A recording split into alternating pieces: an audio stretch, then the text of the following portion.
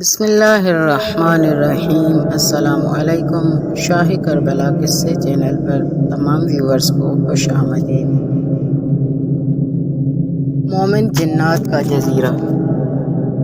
کتاب بستان الواعظین میں مرقوم ہے کہ محمد بن ادریس نے کہا، میں نے مکے میں ایک پادری کو بیت اللہ کا طواف کرتے ہوئے پایا۔ میں نے اس سے کہا کہ تو نے اپنے آباء و اجداد کا دین کیوں چھوڑا؟ اس نے کہا کہ میں نے نصرانیت چھوڑ کر اور اسلام قبول کر کے منافع کا سودا کیا، کیونکہ اسلام اس سے بہتر دین ہے۔ میں نے کہا وہ کیسے؟ پھر اس نے اپنی داستان یوں بیان کی، میں نے ایک مرتبہ سمندر کا سفر کیا اور جب ہم درمیان میں گئے تو تلاطم خیز موجوں سے ہماری کشتی کے ٹکڑے ٹکڑے ہو گئے۔ اتفاق سے ایک ٹکڑا میرے ہاتھ لگا اور میں اس پر سوار ہو گیا۔ آخرکار کئی دنوں کے سفر کے بعد وہ ٹکڑا ایک جزیرے کے قریب جا لگا اور میں اسے چھوڑ کر جزیرے میں آیا۔ اس جزیرے میں بہت زیادہ درخت تھے جن کے پھل شہد سے زیادہ لذیذ، دودھ سے زیادہ نرم و ملائم تھے۔ وہاں ایک میٹھے پانی کی نہر بہہ رہی تھی۔ میں نے اللہ کا شکر ادا کیا اور دل میں کہا کہ میں یہ پھل کھاتا رہوں گا اور اس نہر کا پانی پیتا رہوں گا، اور کبھی نہ کبھی اللہ میرے لیے یہاں سے روانگی کی سبیل کر دے گا۔ سارا دن میں خوش و خرم جزیرے میں چلتا رہا۔ جب رات ہوئی تو میں نے سوچا کہ ممکن ہے کہ یہاں کوئی وحشی جانور رہتے ہوں جو مجھے اذیت دیں۔ چنانچہ یہ سوچ کر میں ایک درخت پر چڑھ گیا اور ایک ٹہنی کو مضبوطی سے تھام کر نیند کرنے لگا۔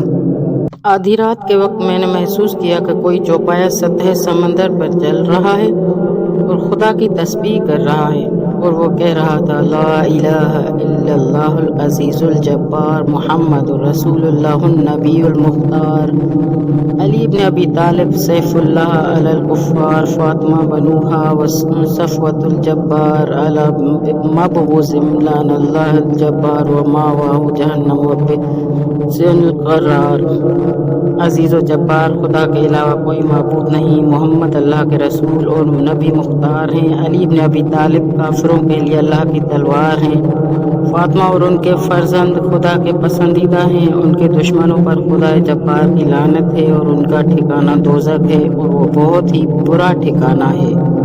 وہ مسلسل انہی کلمات کو دہراتا رہا اور جب فجر ہوئی تو اس نے یہ الفاظ کہے کہ اللہ کے علاوہ کوئی معبود نہیں جو کہ وعد و عہد کا سچا ہے، محمد اللہ کے رسول ہیں جو کہ ہادی اور ہدایت یافتہ ہیں، علی زبردست قوت کا مالک ہے، فاطمہ اور اس کے بیٹے لائق حمد خدا کے پسندیدہ ہیں، ان کے دشمنوں پر رب مجید کی لعنت ہے۔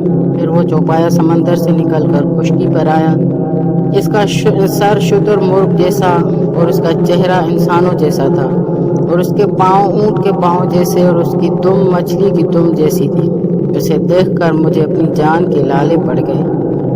میں اس کے آگے دوڑ پڑا۔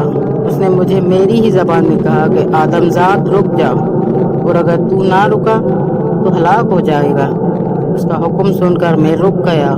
اس نے مجھ سے کہا، تیرا دین کیا ہے؟ میں نے کہا کہ میں نصرانی ہوں۔ اس نے کہا، تجھ پر افسوس، اسلام قبول کر لے، اسی میں دنیا و آخرت کی بھلائی ہے۔ یہ مسلمان جنات کا جزیرہ ہے، مسلمان کے علاوہ یہاں سے بچ کر کوئی نہیں جا سکتا۔ میں نے کہا کہ مجھے اسلام کا کلمہ پڑھاؤ۔ اس نے کہا کہ تم لا الہ الا اللہ محمد رسول اللہ پڑھو۔ میں نے کلمہ طیبہ پڑھا۔ پھر اس نے کہا کہ اپنے اسلام کو علی بن ابی طالب اور ان کی اولاد کی محبت اور ان پر درود اور ان کے دشمنوں پر لعنت کے ذریعے سے مکمل کرو۔ میں نے اس سے کہا، تمہیں یہاں دین اسلام کی دعوت کس نے دی تھی؟ اس نے کہا، ہمارے بزرگوں میں سے کچھ افراد رسول خدا کی خدمت میں گئے تھے اور انہوں نے حضرت کی زبانی قرآن سنا تھا تو انہوں نے اسلام قبول کیا تھا۔ ہمارے بزرگ کہتے تھے کہ انہوں نے رسول خدا کی زبان مبارک سے یہ جملے سنے تھے کہ قیامت کے دن جنت اللہ کے حضور عرض کرے گی کہ پروردگار، تو نے مجھ سے وعدہ کیا تھا کہ تو میرے ارکان کو مضبوط بنائے گا اور مجھے زینت عطا کرے گا۔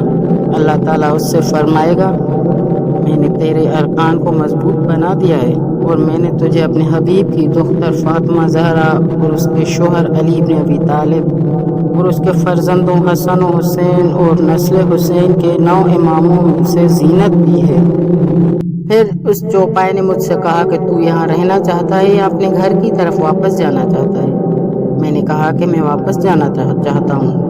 اس نے کہا صبر کر، ابھی ایک کشتی آنے والی ہے۔ تھوڑی دیر بعد ایک سمندری جہاز سامنے سے گزرنے لگا تو اس نے ان کی طرف اشارہ کیا۔ انہوں نے وہاں سے ایک کشتی میری طرف روانہ کی۔ میں کشتی میں سوار ہو کر جہاز میں پہنچ گیا اور جہاز پر 12 افراد سوار تھے جو کہ سب کے سب نصرانی تھے۔ میں نے انہیں اپنا واقعہ سنایا جسے سن کر انہوں نے بھی اسلام قبول کیا۔ والسلام۔